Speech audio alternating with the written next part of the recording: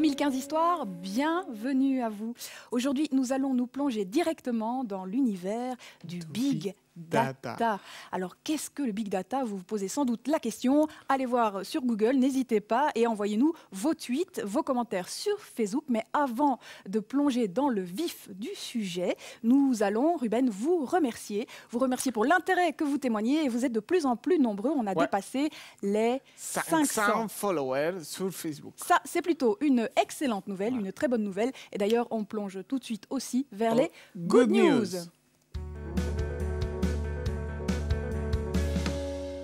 Le Creative School Lab, c'est le petit dernier de la Haute École Condorcet, un labo d'expérimentation dédié à l'innovation, spécialement destiné aux étudiants de pédagogie. Financé dans le cadre de Creative Wallonia, ce labo va surtout aider nos étudiants à imaginer de nouvelles pistes didactiques. Les élèves des écoles communales montoises vous invitent à leur expo photo au BAM.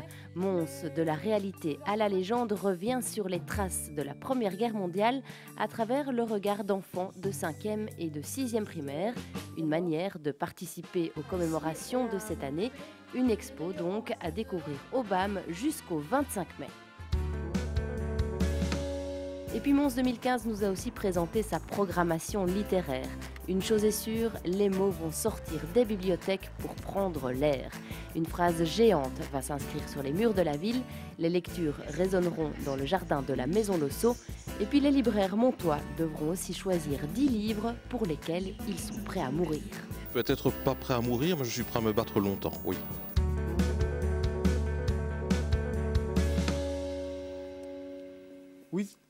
Oui, Sophie, ce monsieur-là, le dernier qu'on vient de voir, je crois que je l'ai vu déjà quelque part. Mais je pense que c'est un libraire montois. On aura sans doute l'occasion de revenir sur toutes ces histoires qui ont été évoquées dans les Good News. Mais on va s'intéresser maintenant à tout ce qui s'était passé sur les réseaux sociaux. Oui, cette semaine sur les réseaux. Sur les réseaux sociaux. Comme tu as déjà expliqué, on a passé les 500 amis sur Facebook. Ça, c'est notre page Facebook. N'hésitez pas à la liker. Vous allez sur la page 2015 Histoire sur Facebook, vous faites like et comme ça, vous pouvez nous suivre sur les réseaux sociaux. Mais surtout, on veut vous inviter demain au tournage de Happy, de la vidéo Happy au pied de Beffroi à 14h. Donc nous avions reçu Mehdi de Magical qui nous avait présenté son projet. Et c'est demain à 14h, on va tous danser avec la même musique, ça va être super chouette. Voilà. Bien. Attention, c'est limité à 500 personnes dans le parc du Beffroi, donc soyez-y assez tôt et essayez d'être là. Mais on peut arriver à être 499. Allez. D'accord. Ça, c'est le défi de Ruben. Mais d'autres défis, j'ai l'impression. D'autres défis, cette semaine, on a demandé à tous ceux qui nous suivent sur les réseaux de proposer un défi pour Thomas Ouidard. Oui. Ce fameux Thomas Ouidard qui veut faire des challenges avec nous. Mais par exemple, ici, Diego nous propose commander une pizza au McDo. Oui. Ouais. Ou commander une pizza au Bip. Ouais. Fabrice, raconter un blast belge. Oui. Voilà. Olara, encore plongé dans la piscine de Mons, avion singe. Moi, j'ai un autre défi. Là, je vote pour cela. Oui, moi, j'ai un défi à proposer à Thomas, voilà. Parce que Thomas, il trouve un petit peu que lui donner des défis à relever, ça ressemble un petit peu à ce que fait un certain Maxime Muscat. Eh bien voilà, moi, je propose à Thomas d'essayer de rencontrer Maxime Muscat et de lui parler de 2015 Histoire. Voilà mon défi à Thomas. Réagissez sur les réseaux si vous trouvez que ce défi est à la hauteur de Thomas. Ouais, parce que bon, ce fameux Thomas, encore, il nous raconte des histoires. Alors ici, on va remercier notre dernier follower, Louise, Aline, Madeleine, Nicolas, Émilie, Félix. Bienvenue sur Facebook. N'hésitez pas à nous envoyer vos photos, vos commentaires, nous liker et tout ça. Super. Maintenant, on va recevoir notre premier invité. Mais oui, absolument. On est très happy, évidemment, de recevoir Delphine Genard qui va nous parler de la Big Data Week. Alors, bonjour Delphine. Bonsoir. Bonsoir. Delphine. Alors Delphine, vous êtes directrice adjointe du Mondaneum à Mons et vous êtes un petit peu à l'initiative de l'organisation de cette Big Data Week, qui est une grande première en Belgique. C'est la première fois que ça va s'organiser cette année. Et on voulait un petit peu que vous nous expliquiez, parce que ces termes, ça peut paraître un petit peu étrange, abscon pour certaines personnes. Qu'est-ce que le Big Data ? Pour ça, on va s'aider d'un petit objet, de quelque chose que vous connaissez particulièrement bien, archéologique, et que certains qui ont pu visiter le Mondaneum avant qu'il ne soit en travaux ont pu découvrir. C'est un des casiers, un des fichiers du Mondaneum. C'est un des meubles fichiers du Mondaneum. Alors d'abord, Big Data, c'est vrai qu'on a beaucoup parlé ces dernières années de révolution numérique, de révolution Internet.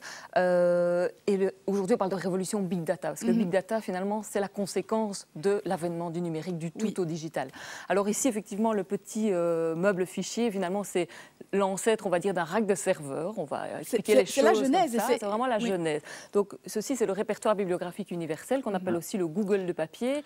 Et c'était censé être un outil, genre un moteur de recherche, pour indexer vraiment toutes les informations sur les publications qui ont été publiées depuis l'apparition de l'imprimerie.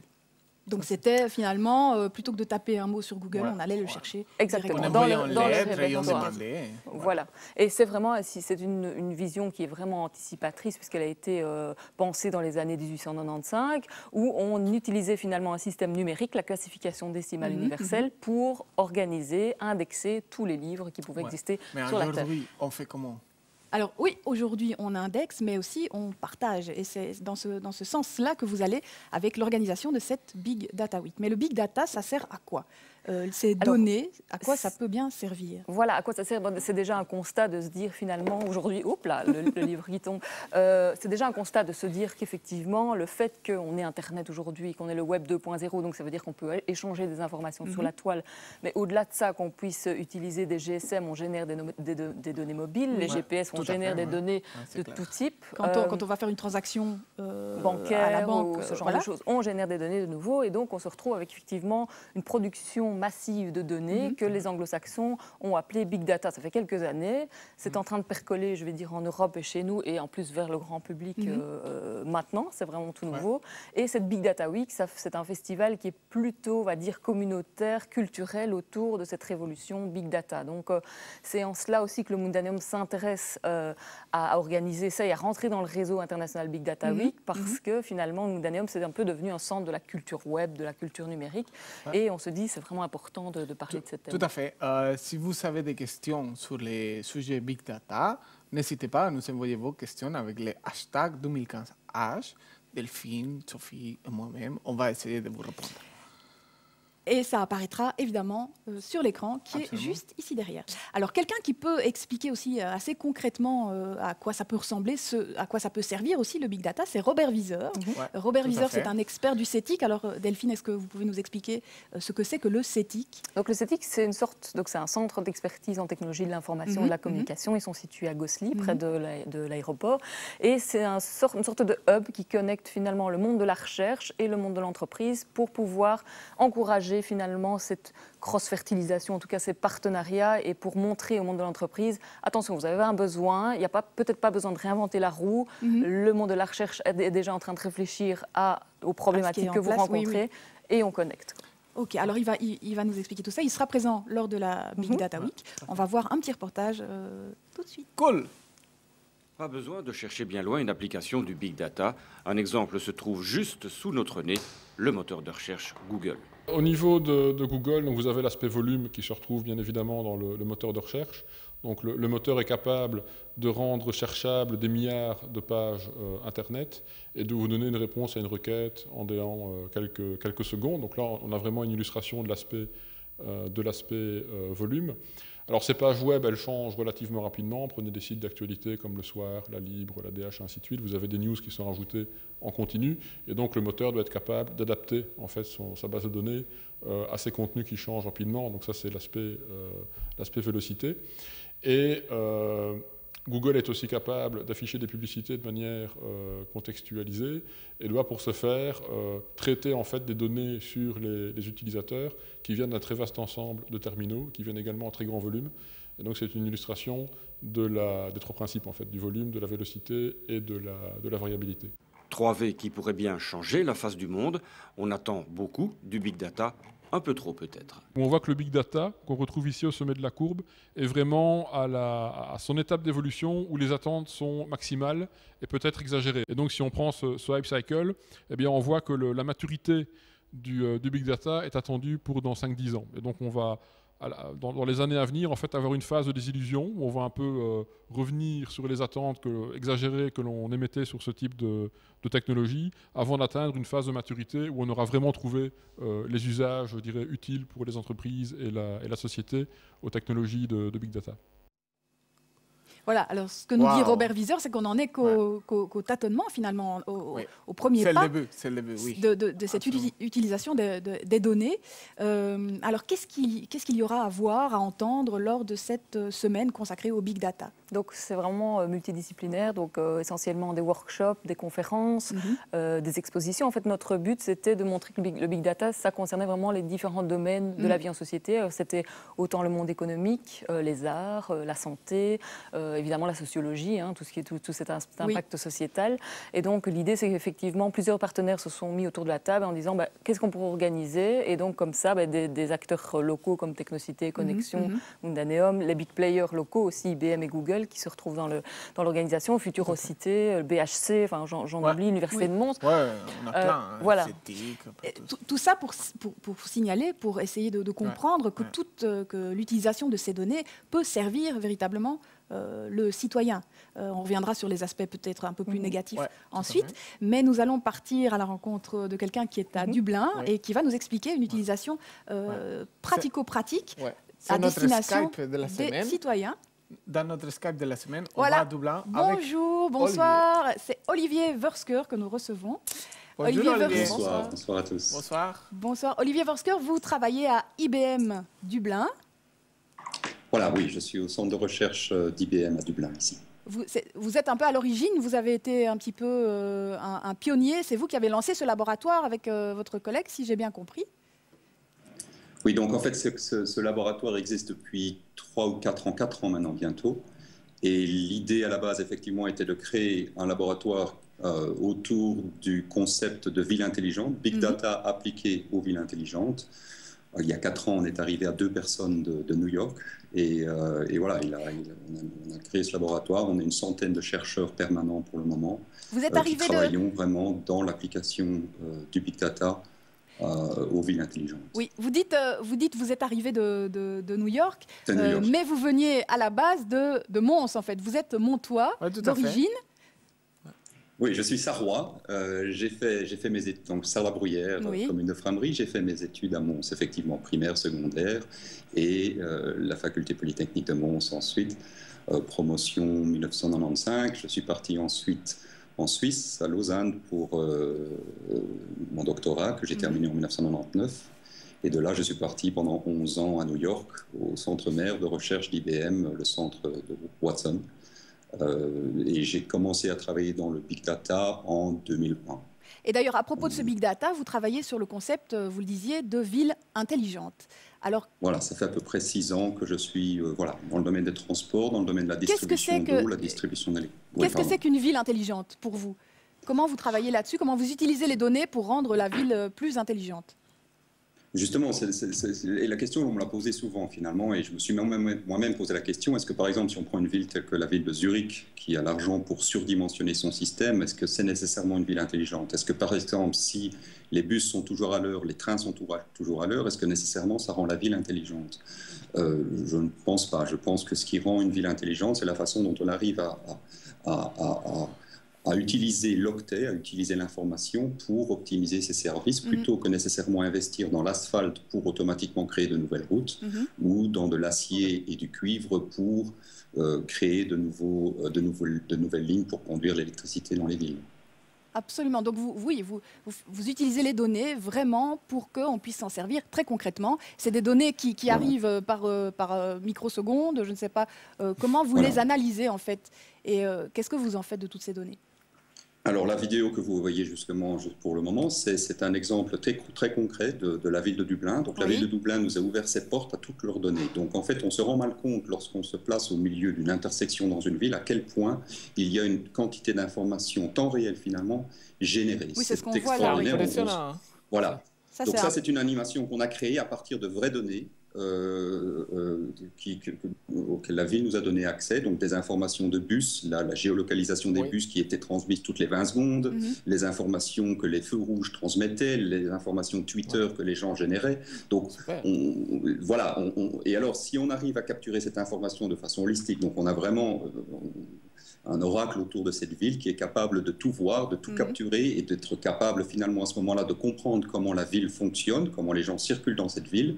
Et à partir de ce moment-là, on est capable d'optimiser les services que cette ville offre ou alors d'inventer de nouveaux services. Alors j'ai une dernière question pour clôturer ce Skype. Par rapport à toutes ces données sont issues de personnes, qu'en est-il du respect de la vie privée? Est-ce que chez IBM, vous avez une espèce de code, une espèce de respect de déontologie par rapport à ces données? Oui, on fait très attention à ça, bien sûr. C'est clair que le domaine du Big Data, il y a tout cet aspect de vie privée à côté, et on fait très attention, IBM fait très attention. Le moindre set de données auquel on veut avoir accès, il y a une quantité de papier à signer avant d'y arriver. Mais en fait, finalement, on ne travaille jamais sur des données sensibles. On est toujours à des données qu'on appelle anonymisées. Donc, ce sont des données qui ont été désensibilisées. Donc, par exemple, si on travaille on parlait tout à l'heure, Madame Genard parlait des signatures de mobiles. Oui. Alors, effectivement, on a des informations de localisation de ces mobiles, mais on n'a jamais, finalement, on ne sait pas qui. On ne sait pas exactement où non plus. Cette information ne sera jamais une information GPS exacte, ce sera une information qui sera agrégée, par exemple, au niveau d'une antenne mobile à 1 km². D'accord. Donc vous travaillez vraiment dans un respect de la vie privée. Il n'y a pas trop, finalement, de danger. Alors, je vous remercie. Très attention à ça. Monsieur Versker, à très bientôt. Vous serez présent la semaine prochaine pour la Big Data Week à Mons. Et puis voilà, on sera bien content de venir vous écouter toujours autour de cette thématique. Super. Merci beaucoup. Alors, on va recevoir directement notre deuxième invité qui va nous parler des data, des données, mais tout autrement. Absolument. Lui, il a décidé d'interpréter les données, mais de façon artistique. Delphine, je crois que vous le connaissez puisqu'il sera présent effectivement lors de la Big Data Week. C'est Jacques Urbanska. Bonsoir. Bonjour. Alors, Jacques Urbanska, vous êtes artiste numérique, mais pas que. Je ne vais pas réduire vous avez plusieurs casquettes numériques, on peut dire ça, et vous travaillez comme porteur de projet chez Transculture. Voilà. C'est bien ça? C'est ça, c'est une association montoise, artistique montoise, un centre multimédia pour les arts sonores et les arts numériques. N'en dites pas plus, parce que là, Géraldine Rutsart est partie faire un petit reportage chez vous. On va découvrir ce que c'est que Transculture. Bienvenue chez Transculture.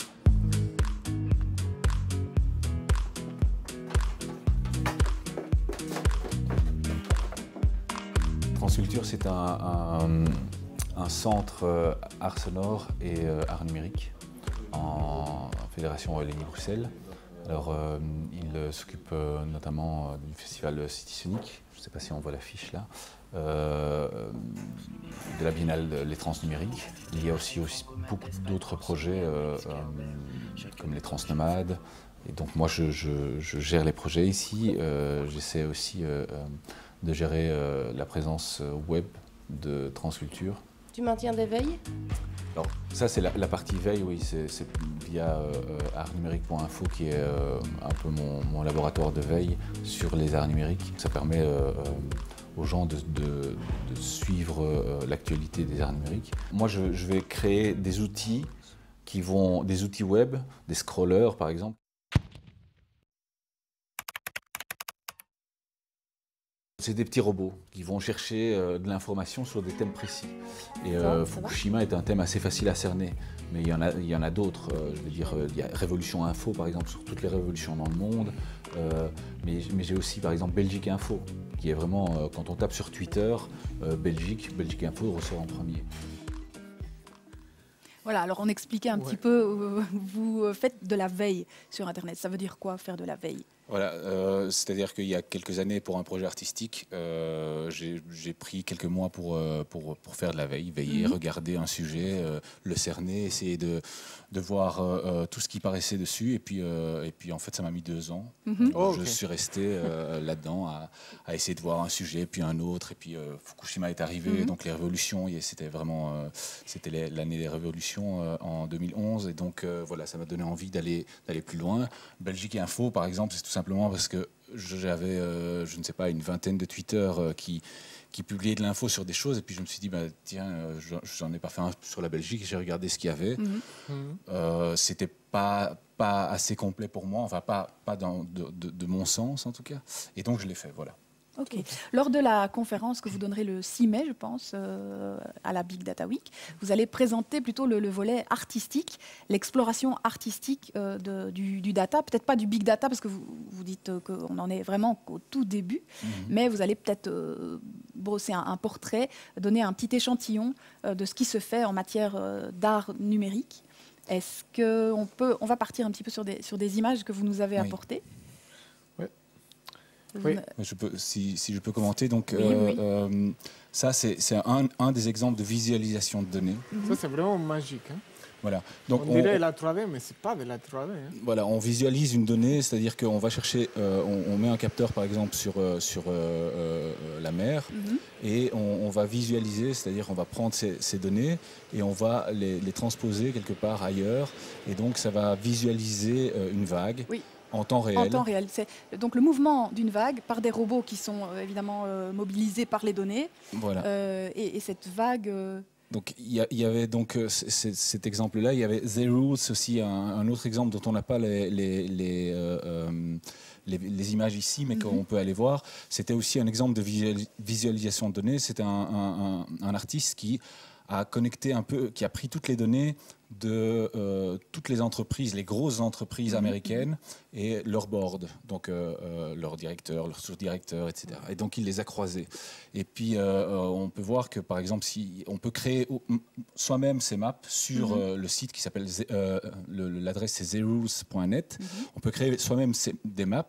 Et donc il y en a une par exemple, Too Big to Fall, où on voit toutes les grosses banques américaines, on voit leur board et on voit qui travaille avec qui, et donc on voit les connexions. Tout ça vous allez poster les liens sur notre... Tout ça sera en ligne, vous pourrez aller voir. Sur nos réseaux, absolument. Et donc là, on parlait de la visualisation de données, on n'est pas encore dans le big data, mais évidemment, quand on a une somme de données énorme, on va essayer d'en faire de l'info, parce qu'on a des données, ce n'est pas encore de l'info. Voilà, l'utiliser de façon... Je pense qu'on a une seconde vidéo que je trouve très émouvante. Voilà, c'est une façon de transformer les données et de la transformer en émotion. Cette vidéo, elle vient de YouTube.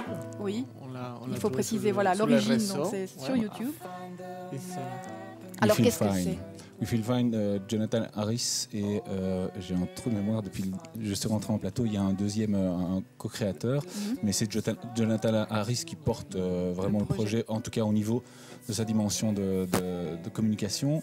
Et c'est un artiste des données, il adore visualiser les choses, il prend vraiment Internet comme une matière. Et là, ici, on peut expliquer l'histoire de ce concept. Ici, en fait, à chaque fois qu'il y a une phrase où il y a I'm feeling ou I'm feeling, I feel ou I'm feeling sur le net, sur les blogs, en tout cas dans la blogosphère, eh bien cette machine qui est un aspirateur finalement va récupérer les données qui sont associées. Voilà, ici on voit une des données associées qui était une photo, mais il y en a d'autres, il y a des vidéos, il y a les phrases en elles-mêmes aussi, les circonstances, et il va essayer de capter toutes les données disponibles, donc la géolocalisation, et puis est-ce que c'est un homme, est-ce que c'est une femme, et donc ça donne, c'est toutes les 5 minutes, et c'est depuis 2006. Donc tout ça donne une très belle histoire finalement, ça nous parle. Une histoire de comment se sent le monde. Ce qui est important ici, et comme on l'a vu dans le reportage avant à Zurich, c'est cette visualisation de données, elle est assez simple en fait pour le moment. C'est-à-dire qu'on voit les voitures, on voit la température, on voit les choses, c'est chaque fois une donnée. Le big data, c'est le croisement de ces données. Oui. Et l'interprétation de ce croisement. Oui, et l'interprétation, mais les données produites par le croisement des données nous donne autre chose, quelque chose qui n'existait pas. Voilà. Je lisais l'autre jour qu'un papa avait appris que sa fille était enceinte parce que quand il était allé sur son ordinateur, les pubs qui apparaissaient étaient des pubs pour femmes enceintes. Voilà, c'était bien ciblé. Voilà, effectivement, il y a bien ciblé. Toutes ces questions-là, on en reparlera effectivement. Il y a la question de la vie privée, mais je pense qu'on va devoir se dire au revoir. Ça passe très vite. Tous ces liens. Rendez-vous la semaine prochaine. Oui, absolument. Et l'adresse pour le Big Data, pour retrouver tout le programme avec les grands moments de cette semaine, ça s'affiche. C'est Big Data Week. C'est Big Data Week. Voilà, juste en bas de votre écran. Wallonia. /Wallonia. N'hésitez pas, consultez le programme. Il a plein de choses à découvrir la semaine prochaine. Et on se met en place pour le petit selfie final. Ouais, super. Le grand moment. Ouais, super. Oui, le selfie. Ouais. C'est comme ça et hop, c'est bon.